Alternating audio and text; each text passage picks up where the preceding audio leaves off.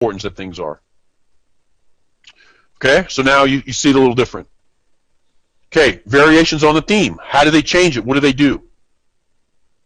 Changing the session in which the moves come will keep you confused. Changing the severity of the stop hunts. Okay, you get an extended 100-point stop hunt. Stop hunts, by the way, are typically 25 to 50 pips, and I'll cover that in detail coming up. If they change the severity of something, because traders are stubborn and won't let go of their positions, they'll make an extended stop hunt. They'll do something that looks like this. They'll come in, pull back, go up here like this, hang around. Traders aren't letting go of their positions. They'll hit it again and make the same structure and then reverse. Okay? They'll make a 75, 80, 100 pip stop hunt to trigger the traders to get them to go the other way. It kind of works like this. We're going to show you long.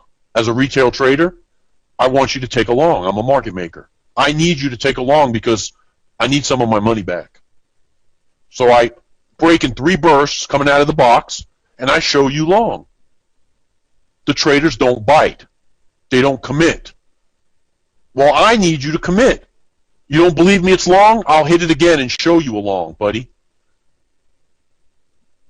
You see it go up again, you feel as if you missed the move. So now you're like, damn it, it is going long. I get on. Traders commit their funds. I go, ha! Got you long. I was just kidding. Sorry about your luck. And I pull it down now the other way. The example of that, again, is the most recent chart, is Monday's 3 hits to the high. The third pass towards the high ensures that the retailers were long. But when that high fails to break, it is the signal for our group to take it the other way. Don't be fooled by the market maker's aggressive moves or the extended stop hunts to fall for his crap.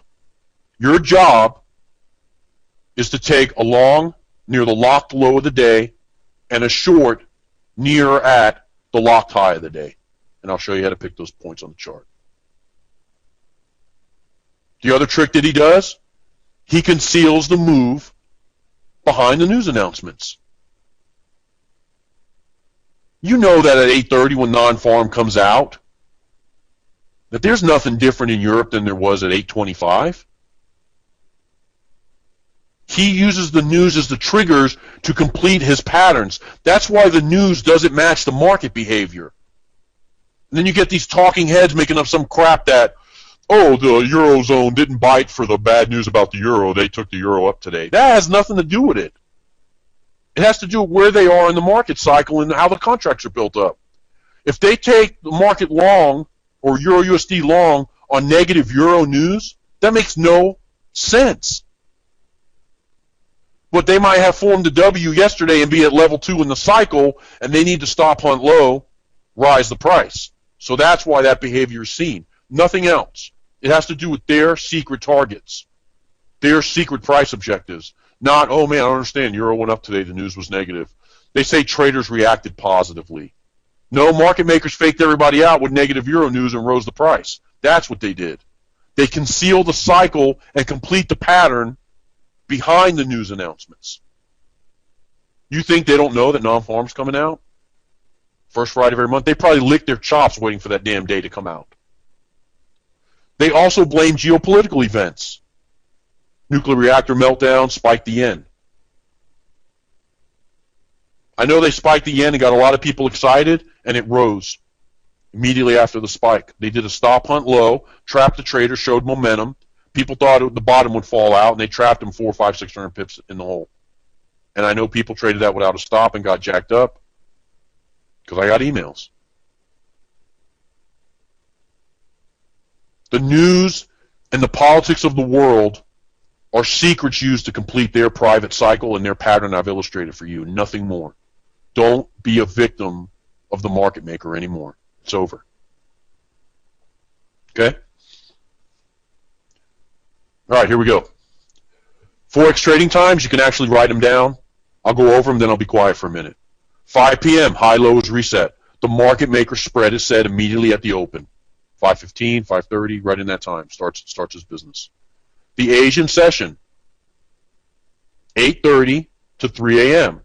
I left the gap time off of there from 5 to 8, dead gap. Okay? I'm going to throw it in there right now, because then I'll never remember to put it on there. You guys keep writing. Let's see. 5 p.m. to 8 p.m. is dead gap.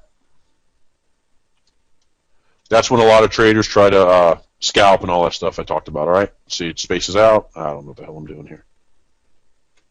All right, there you go. A little better. I need my wife up here to do this for me. Okay. Save it for good measure and blow it back up. Okay, 5 p.m. to 8, dead gap. Asian session, 8:30 to 3 a.m., gap time 3 to 3:30. London session, 3:30 to 9, gap time 9 to 9:30. New York session, 9:30 to 5. And I can tell you, as always, grab my pen. The New York session dies down between 12 and 1 o'clock in the afternoon. Okay, 1300. 12 to 1300, 1 p.m. Okay? No, I did put it. End of day gap, 5 to 8:30. I put it at the bottom. I don't know what the hell I'm doing. I'll erase this one now.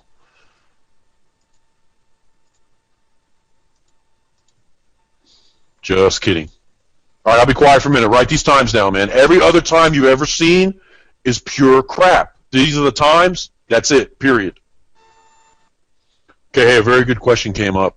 It says, does the 8:30 to 8:45 p.m. candle, which is the Asian session open, have any significance? It's a very good question. It's not consistent enough for you to make a profit because the moves don't usually follow through in Asia. Because most of the time, Asia is used as the accumulation part of the cycle, excuse me. But it is, in fact, the session open. You'll see hammers and stuff like that issued around there. But most of the time, that falls into setting the accumulation channel or the market maker spread. So you're not going to get the follow-through. I know Dick Schmidt likes to trade during those times, and he takes a small float out of the market during the Asian hours.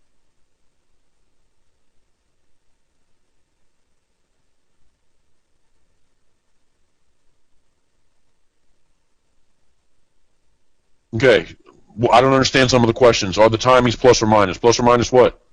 Allen, confirm adjustment for winter in London Open. Okay.